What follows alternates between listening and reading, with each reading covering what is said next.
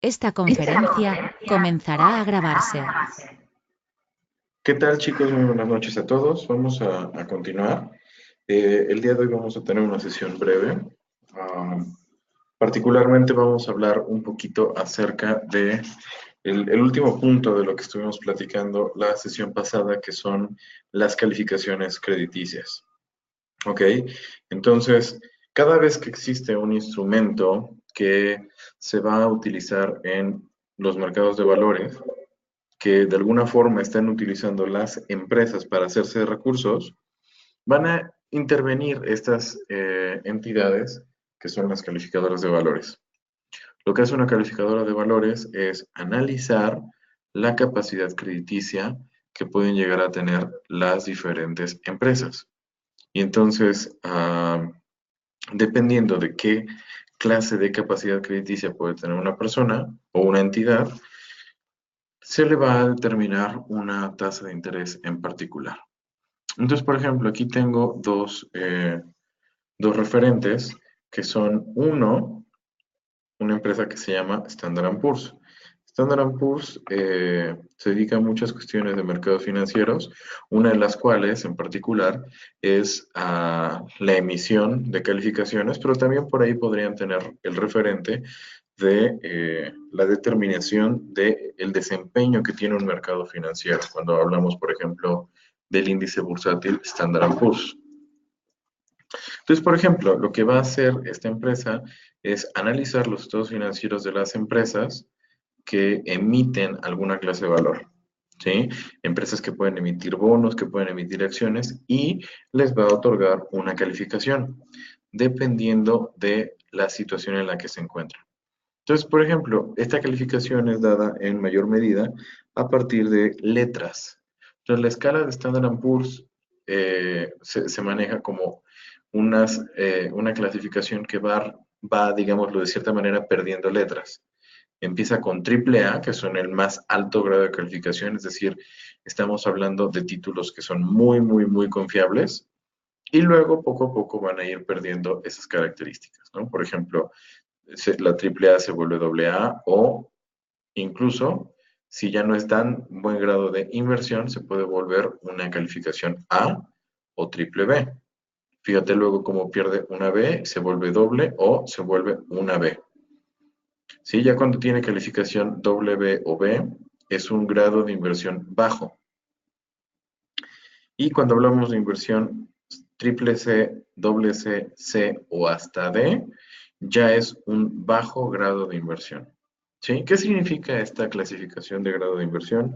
Significa que cuando yo voy a decidir si voy a invertir o no, solamente debería de considerar aquellos activos que tienen algún grado de inversión.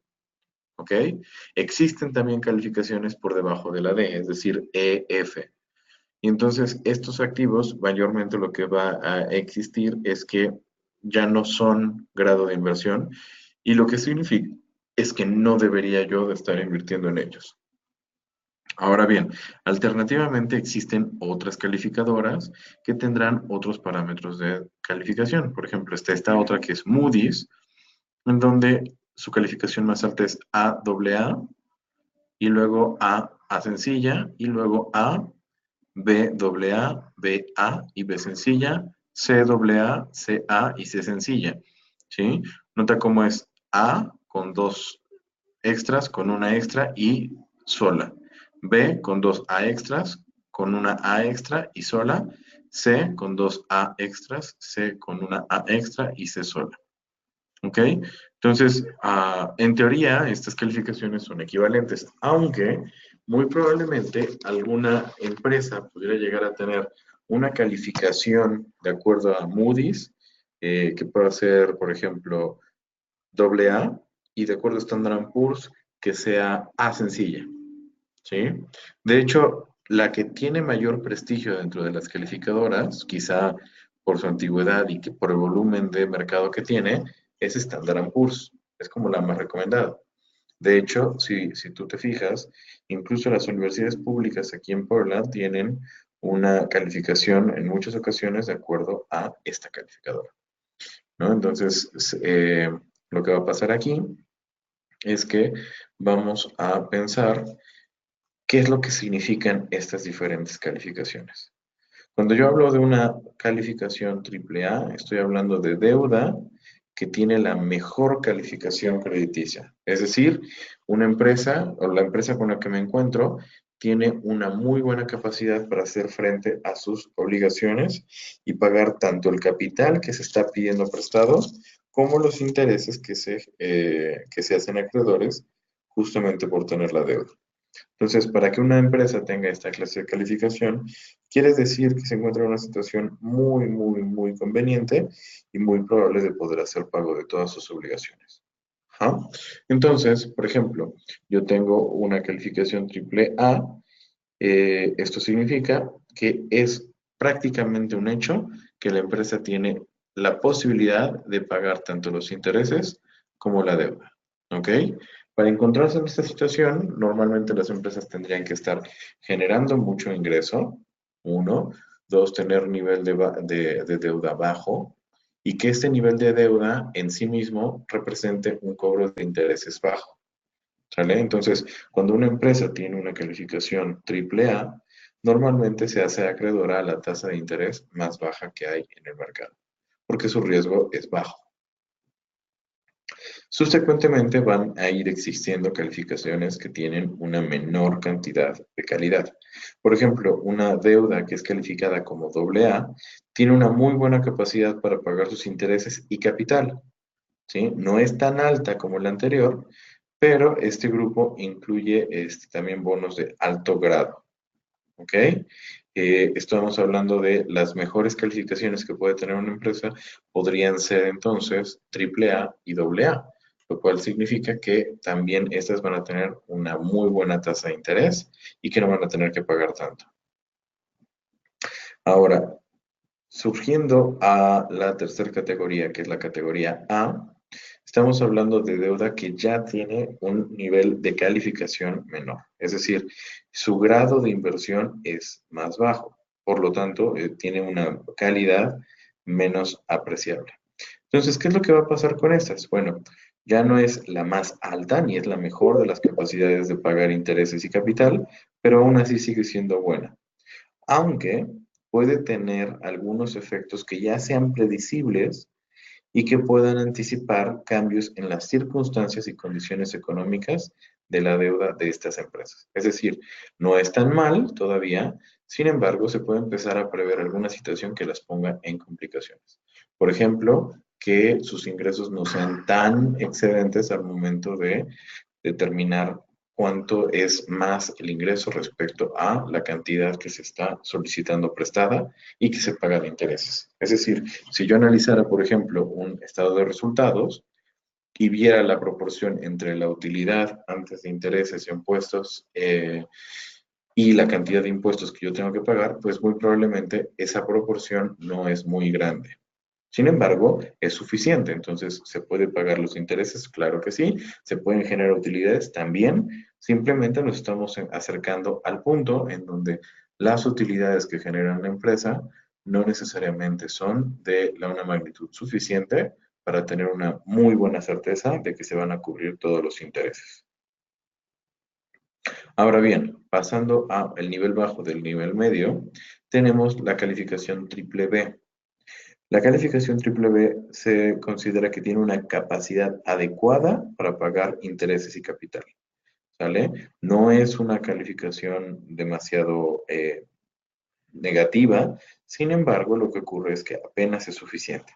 Entonces, por lo general, exhiben parámetros de protección adecuados, ya que las probabilidades de que las condiciones económicas adversas o circunstancias cambiantes los lleven a una capacidad débil para pagar interés y reembolsar el capital, pues es un poco mayor, ¿sí? Entonces, es más grande la posibilidad de que las cuestiones se vuelvan complicadas para ella, por lo menos comparado con las de grado elevado, ¿sale? Sin embargo, pues estas obligaciones siguen siendo una buena alternativa de inversión porque le dan variedad a un portafolio de inversiones, en las que si yo estoy invirtiendo en bonos AAA, pues muy probablemente estoy generando pocos recursos. Sin embargo, en un portafolio en donde yo incluya también inversiones que tengan una calificación crediticia menor, muy probablemente esto implicará que me permitan generar rendimientos fijos un poco más interesantes y atractivos que las calificaciones, que los que obtengo con calificaciones AAA. Es decir, probablemente una calificación AAA es muy seguro de que se me pague, pero la cantidad que se me va a pagar es a lo mejor, pongamos un número, un 4 o 5%. Entonces, mi rendimiento es pequeño. Mientras que si yo invierto en un grado triple B, lo que va a pasar es, bueno, sigues viendo una muy buena posibilidad de que me paguen las cosas eh, como se deben y en sus tiempos y en su forma y en sus cantidades, solo que, pues, dado que es un poco menos saludable la situación de la empresa, pues en lugar de que me paguen esa cantidad, a lo mejor me están pagando un 6 o un 7% de intereses. Entonces, ¿qué ocurre? Gracias a esta clase de bonos, yo lo que voy a tener es una cantidad mayor de rentabilidad. Hasta aquí, la gran mayoría de los bonos son considerados de todas formas como una gran alternativa. ¿Por qué? Porque son o muy seguros o te compensan a través de tasas de interés que son interesantes, ¿sale? Que son suficientemente atractivas. Ahora, después de ello empiezan a existir algunas categorías que ya no necesariamente van a implicar grandes alternativas de inversión. Entonces, por ejemplo, yo podría tener una calificación B, triple C, doble C o inclusive C, ¿sí? Por ejemplo, si yo tuviera una calificación hasta doble C, lo que significa es que la deuda calificada en estas categorías se considera por lo general predominantemente especulativa respecto de la capacidad de pagar el interés y de reembolsar el capital conforme a los términos de la obligación. Entonces, predominantemente especulativa significa que sale, es una especie más de volado, ¿no? Entonces, eh, al final, yo estoy esperando que sí se haga frente a las obligaciones, pero no hay como mucha garantía al respecto, ¿sale? Y entonces, si a esto le sumáramos que a lo mejor esta clase de bonos no contaran con garantías hipotecarias, inmobiliarias, prendarias, etcétera, significaría que probablemente no se pueda contar con una certeza de pago. Sin embargo, tampoco es una certeza de que no va a haber ese pago. Ah, B doble y BA indican el grado más bajo de especulación. Y ya cuando hablamos de doble C, CA y C, es el grado más elevado de especulación. Es decir, entre más grande es la especulación, mayor es el riesgo de que no vaya a haber alguna clase de pago. Ahora, es probable que alguna deuda así tenga algunas características de calidad y protección. Aunque esto no significa que no sean superadas por una gran incertidumbre o una fuerte exposición riesgosa a condiciones adversas. Algunas emisiones pueden llegar a estar en incumplimiento, por lo menos en alguna proporción o en alguna especie de retraso. Estas calificaciones se van a utilizar normalmente para aquellos bonos eh, que no necesariamente van a estar pagando intereses, sino que están pagando una proporción sobre los ingresos. ¿Ok? Y cuando ya hablamos de una calificación C, pues justamente es que no se paga ninguna clase de interés. ¿Ok? Calificación D o deuda calificada con el grado más bajo de calificación significa que muy probablemente la empresa ya no está pagando los intereses, inclusive a tal punto que quizá ya no están reembolsando tampoco el capital. ¿Ok? Una empresa de, ojo, está atravesando dificultades económicas. Muy probablemente no genera suficientes recursos como para no hacer, como para hacer frente a sus obligaciones. Entonces, su razón de endeudamiento puede ser grande, al punto que una de dos, o decidan no pagar intereses o los paguen, pero ya empiecen a incurrir en pérdidas contables para la empresa, lo cual no necesariamente es positivo. Entonces, más allá de ello, empezamos a tener otras calificaciones en las que tenemos empresas que no van a estar pagando su parte o que de plano ya quebraron al punto en donde no pueden hacer frente a sus obligaciones. Y entonces ahí es donde se empiezan a tener ya la categoría o el apodo de bonos basura. ¿Ok?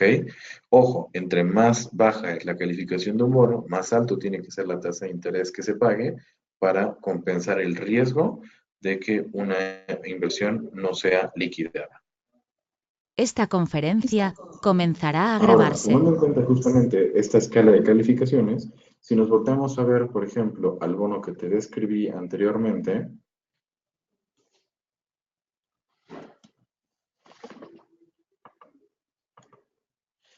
este bono que tenemos aquí de la empresa DuPont, de acuerdo a Standard Poor's, tiene una calificación A.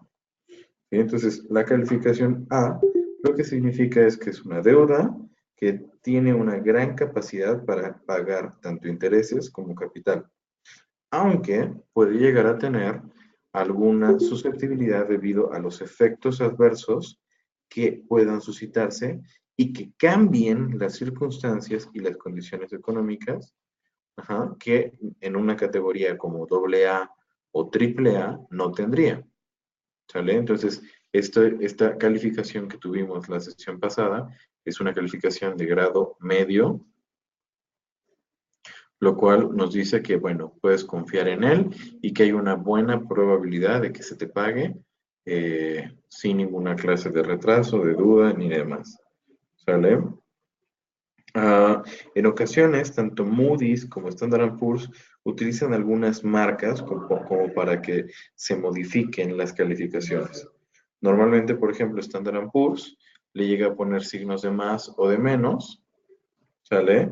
Que indica que es un poco más fuerte o un poco más débil del parámetro que se te estaba fijando. Y cuando yo hablo, por ejemplo, de Moody's, como lo notas aquí, Moody's le está dando una calificación A2, donde 1 es lo más elevado, 2 es intermedio y 3. Entonces, fíjate, esta categoría que te había mencionado, le está fragmentando en 3 subcategorías, ¿no? Tratando de darte un mayor referente respecto a la calificación. ¿Sale? Entonces, por ejemplo, aquí Moody's te está dando una calificación que aparentemente es equivalente a la calificación de Standard Poor's A. Si yo hablara, por ejemplo, de Moody's A1, tener una calificación Moody's de A1.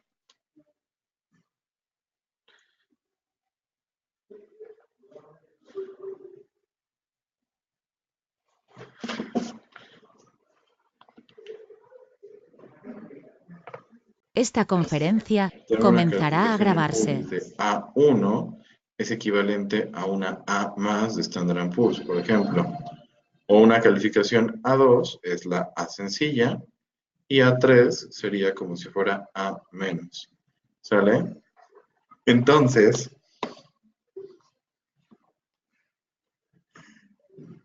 estos matices te permiten notar un poco de distinción entre ambas.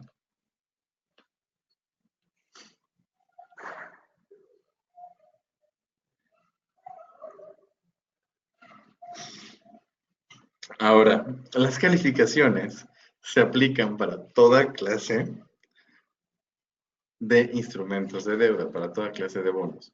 Sin embargo, en general, dependiendo del emisor, los bonos van a tener una categoría o van a caer más probablemente en una o en otra de las diferentes alternativas. ¿Sí? Por ejemplo, alguna de los diferentes tipos de bonos,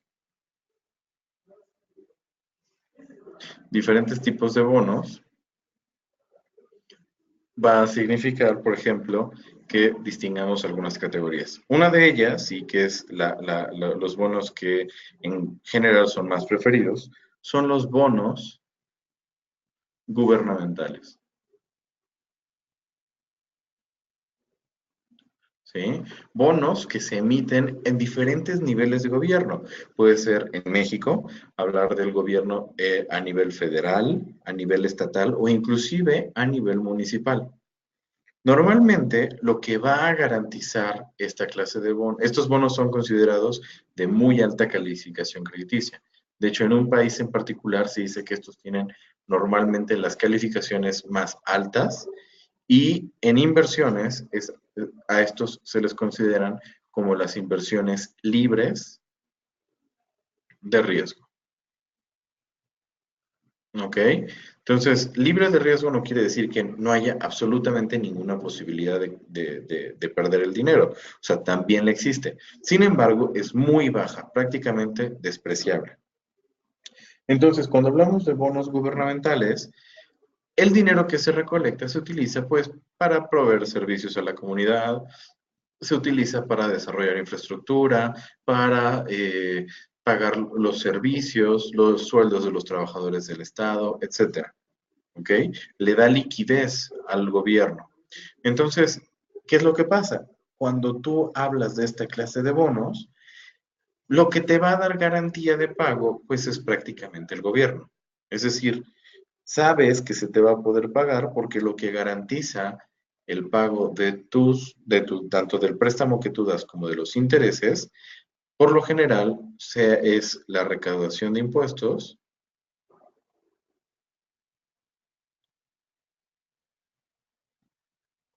o inclusive probablemente lo que se te estaría es la asignación presupuestal, cuando hablamos de gobiernos estatales y municipales. Entonces, sabemos que los agentes gubernamentales van a estar recibiendo esto, porque al final nos lo van a cobrar a todos los ciudadanos. Entonces, es un hecho que van a tener recursos para poder pagar y se vuelve muy, muy, muy poco probable que al final, pues, no haya la posibilidad de que el gobierno sea capaz de hacer frente a las obligaciones. ¿Sí? Entonces, una primera categoría, estamos hablando de los bonos gubernamentales, y en México existen muchas alternativas. Existen de corto plazo, de mediano y de largo plazo. ¿Sí? Corto plazo, por ejemplo, tienes alternativas que duran 28 días. 28 días en donde tú le prestas tu dinero al gobierno y después te lo pagan, como por ejemplo los CETES. Pero también tienes cosas de mediano y de largo plazo. En mediano plazo, por ejemplo, encuentras los UDIBonos o a distintas alternativas a mayor plazo como los bonos M.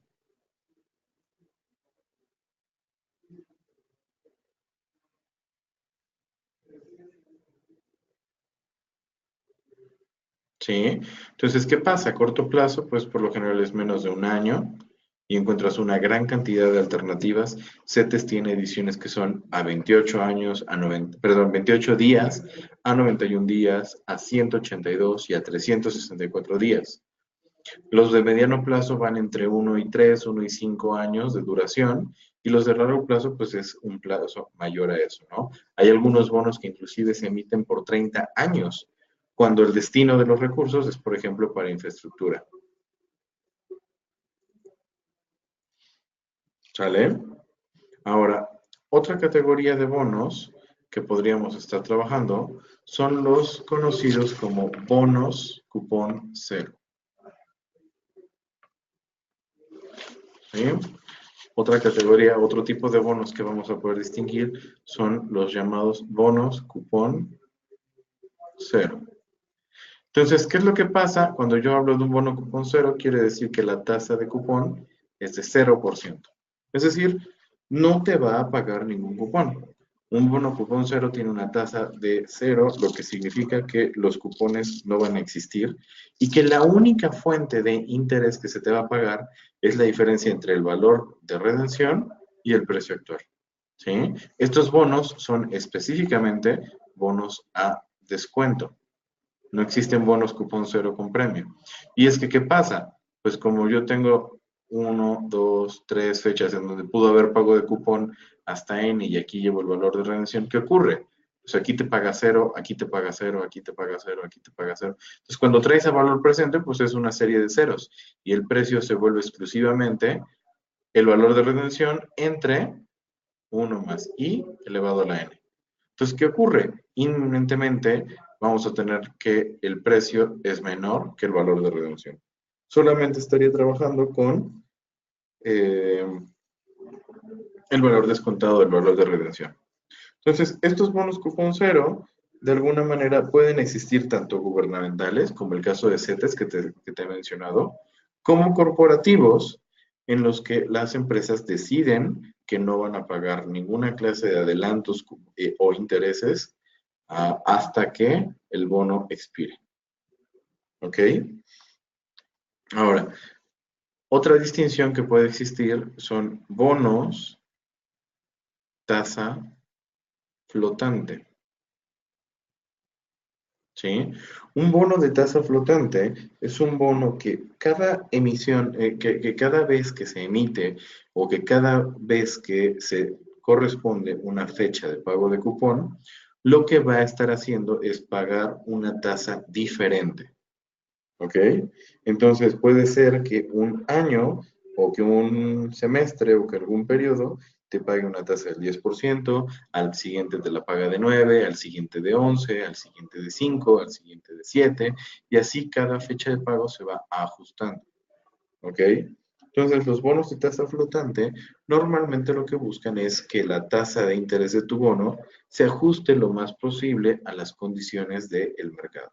Es decir, imagínate, por ejemplo, que hace un año solicitabas o le prestabas dinero al gobierno, ¿ok? Voy a conectarme a internet y aquí te voy a enseñar una página que se llama cbrates.com. Esta página nos muestra las diferentes tasas de los bancos centrales alrededor del mundo. Vemos, por ejemplo, que la tasa que se pagan de los bonos gubernamentales de Argentina es del 65% anual. Hay mucho riesgo por allá, ¿no? Y vemos los diferentes países, 6.5 en Brasil, 1.5 en Canadá, ¿sí? Y si vamos aquí abajo, en México, tenemos una tasa del 7.75% de interés por pagar, ¿sí? Esta tasa recientemente acaba de aumentar 0.25 el 21 de junio de este año, ¿sí? Sin embargo, pues la tasa ha tenido diferentes aumentos en los últimos periodos. ¿Sale? Entonces, por ejemplo, aquí la tasa objetivo está en 7.75, pero yo podría revisar la tasa objetivo a lo largo de varios periodos y darme cuenta cómo ha evolucionado. Fíjate en esta gráfica. La tasa del objetivo del Banco de México estuvo en un 3% prácticamente toda la segunda mitad del 2014, todo el 2015 y en el 2016, o finales del 2015, perdón, en diciembre del 2015, experimentamos el primer incremento. Entonces, fíjate, si yo me hubiera comprometido a prestarle dinero al gobierno durante el 2015, por 30 años, significa que por 30 años hubiera recibido una tasa del 3%. Pero ¿qué ocurre? Cualquier persona que durante el 2016 o durante el 2017 le hubiera prestado, hubiera pagado o hubiera recibido una tasa más alta. Fíjate, si yo el día de, bueno, no el día de hoy, sino el martes, le hubiera prestado al gobierno, estaría teniendo más o menos una tasa de 7.75. Es decir, estaría ganando el doble de lo que pude haber ganado aquí. ¿Lo notas? Entonces, para esta clase de situaciones es que se vuelve muy útil el contar con bonos de tasa variable. Fíjate qué pasó aquí. Por ejemplo, durante el 2009, todo 2009 se mantuvo, bueno, más bien, una parte importante del 2009, del segundo semestre, se mantuvo en 4.5, en el 2010 4.5, 2011 4.5, 2012 4.5. Aquí hablamos de 1, 2, 3 años y medio en donde la tasa se mantuvo idéntica. Entonces, cuando esto ocurre, pues es prácticamente lo mismo tener tasas flotantes que tasas variables, ¿sí? Pero ¿qué ocurre? Sobre todo si yo estoy invirtiendo, a mí me conviene tener tasas flotantes cuando yo espero que las tasas de interés suban, para que, bueno, ahorita me pagan el 3 porque es lo que corresponde, pero si después sube a 3.75, ahora me pagan una cantidad mayor. Si después la tasa sube a 5.75, ahora me pagan una cantidad mayor. Y así sucesivamente. Entonces, la ventaja de los bonos de tasa flotante es que me pueden ir pagando más si las tasas de interés suben. Pero también si las tasas de interés bajan, como lo vemos en esta primera etapa que va desde el 2009 hasta el 2015, pues sí, lo que estaría pasando es que esos bonos me estarían pagando a mí de menos. Entonces, para poder aprovechar esta clase de efectos de manera inteligente, hay que buscar Hay que buscar la manera en la que yo pueda anticipar esta clase de movimientos y conocer, pues, hacia dónde empuja Banco de México la política monetaria del país. ¿Sí? Entonces tenemos los bonos de tasa flotante y la alternativa del bono de tasa flotante es la tasa fija. Prácticamente todo lo que te hemos mencionado hasta el momento te ha representado en bonos de tasa fija. Una cantidad determinada de intereses que siempre es la misma, que es constante y que no cambia conforme pasa el tiempo. ¿Sí? A mí, por ejemplo, me conviene tener una tasa fija si yo me hubiera encontrado en esta situación aquí en el 2008. En el 2008 me hubiera interesado tener una tasa fija.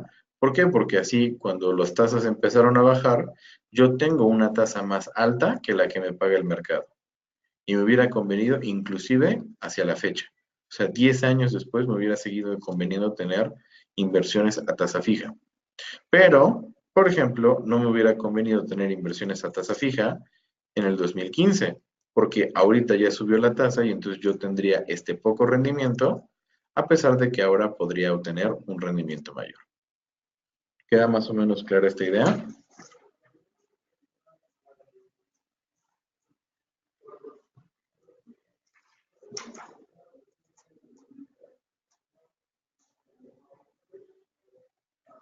No sé si hasta aquí hay alguna pregunta, alguna duda, chicos, o todo va claro.